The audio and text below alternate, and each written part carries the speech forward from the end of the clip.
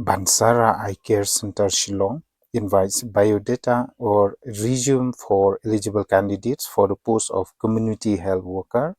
The last date for submission of application is 17th of April 2024, and we have the post name community health worker. Number of posts we have 1, and the location is in Mairang, Eastern West Khasi Hill. Salary rupees 8,000 per month plus TA. So friends, nakabenta ka post hapo Bansara Eye Care Center. Di kalakot application nakabenta bantray ka community health worker. But ka last date kan day ka khat new tarik u April arjar arpusaw. But ru pila ban apply yakini ka post. But ka place of posting lani ka jaka ka maphi phi bantray kan day hamairang. Jangan kerpat di parlok baru di para khasi para samla subha ba pinsim ya kaniga kabu but ru wan num pensep late no ban apply ya kaniga pus kabadon hama mairang but kabadiru hapo Bansara Eye Care Center. For the eligibility criteria, number 1, class 10 plus 2 pass.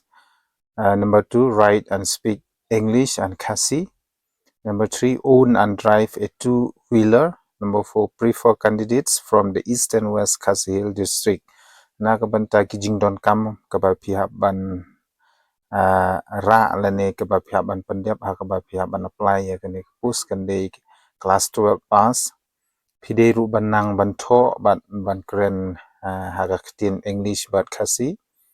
Pideru bandon ya ka two-wheeler lane ya di arshaka. Kanang bahkan pensuk ya pi bapin late lada don kam ba naka office bagi paban late. Nangta ki kam page ru ki kam consider lane ki kam ya ka post ya ki badai napo Eastern West Khasi Hill hi.